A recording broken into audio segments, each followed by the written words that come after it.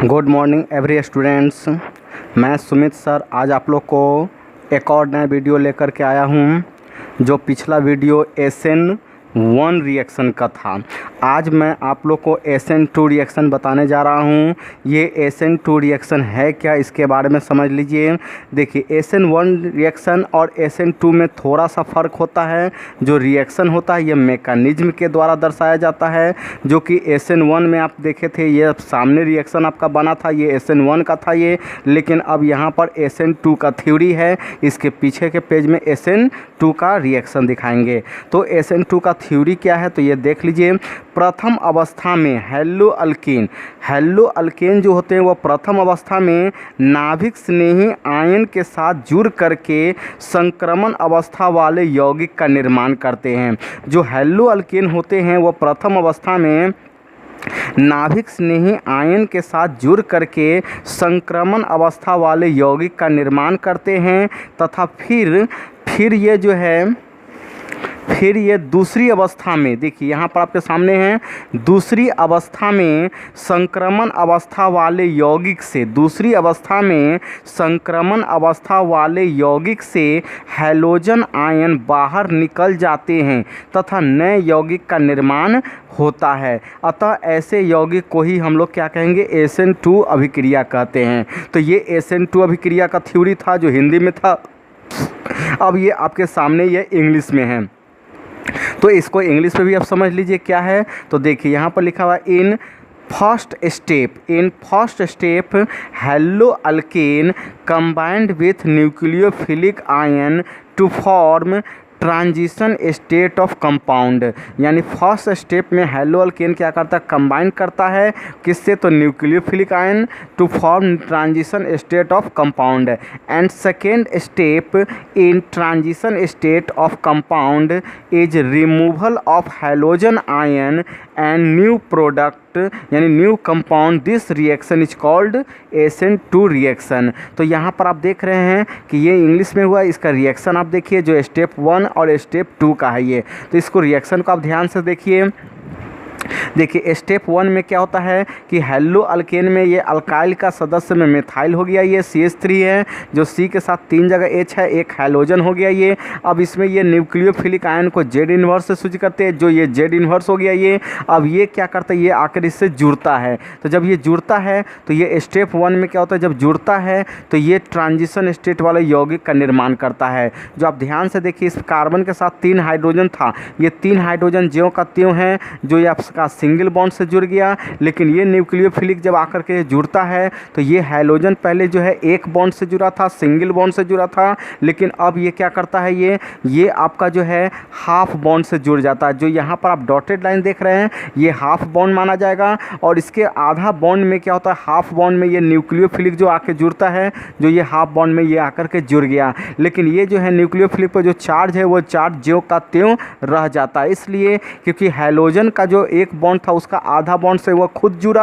और आधा बॉन्ड से न्यूक्लियोफिलिक को भी जोड़ लिया। तो इस तरह से इसका आधा और इसका आधा मिलकर के एक बॉन्ड माना जाता है, जो ये एक बॉन्ड के रूप में काम किया ये। और ये एक बॉन्ड ये हुआ 2, इस तरह से ये 3 हुआ और ये 4। तो इस तरह से कार्बन का वैलेंसी 4 होता है, जो कार्बन का 4 बॉन्ड होना चाहिए, जो आपके सामने भी देख रहे हैं इसमें भी 4 बॉन्ड है। लेकिन ये हाफ बॉन्ड और हाफ बॉन्ड जुड़ने की वजह से इस स्टेट का नाम रखा गया है ट्रांजिशन स्टेट वाले कंपाउंड। तो ये ट्रांजिशन स्टेट वाले कंपाउंड जो आप देख रहे हैं इसी को फिर हम दोबारा लेते हैं जो स्टेप 2 में होता है। और इसमें होता क्या है कि हैलोजन जो होता है, जो हैलोजन पहले एक बॉन्ड से जुड़ा हुआ था, अब वो क्या होता है, वो टूटता है। तो वो हैलोजन अपने साथ पूरी तरह से नेगेटिव चार्ज लेता है और वो नेगेटिव चार्ज क्या होता है, वो निकल जाता है, जो ये हैलोजन आयन के रूप में माना जाता है। और इस तरह से ये जो है कार्बन के साथ जो हैलोजन यानी कि न्यूक्लियोफिलिक, ये न्यूक्लियोफिलिक जो हाफ बॉन्ड से जुड़ा था, तो अब ये हाफ बॉन्ड जो है खत्म होकर के उसके जगह पर ये नेगेटिव चार्ज और ये पॉजिटिव चार्ज,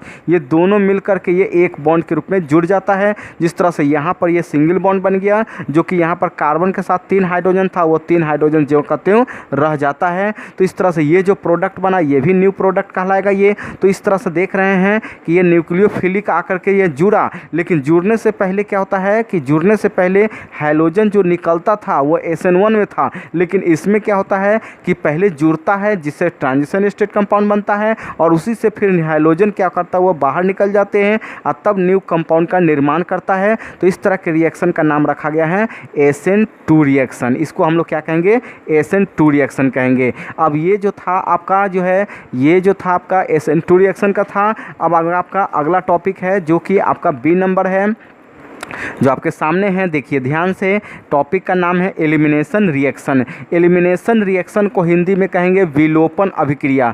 विलोपन अभिक्रिया होता क्या है ये जान लीजिए। यह विलोपन अभिक्रिया का हिंदी में भी थ्योरी है और इंग्लिश में भी थ्योरी है। तो क्या है, तो इसको ध्यान से समझ लीजिए। देखिए हेलो अल्केन को जब अल्कोहलिक पोटेशियम हाइड्रोक्साइड के साथ, हेलो अल्केन को जब अल्कोहलिक पोटेशियम हाइड्रोक्साइड के साथ सामान्य ताप पर गर्म करते हैं तो गर्म करने पर क्या होता है, ये अल्केन सदस्य यानी अल्कीन सदस्य का निर्माण करता है तथा पोटेशियम ब्रोमाइड और जल का निर्माण करता है। यानी यहाँ पर क्या होता है कि हेलो अल्केन जो है वो अल्कोहलिक पोटेशियम हाइड्रोक्साइड के साथ जो है सामान्य ताप पर जब गर्म करेंगे तो गर्म करने पर अल्कीन सदस्य का भी निर्माण करेगा, साथ ही साथ पोटेशियम ब्रोमाइड और जल का भी निर्माण करेगा। तो ये तो हिंदी में हुआ। इंग्लिश में भी देख लीजिए क्या है, तो इंग्लिश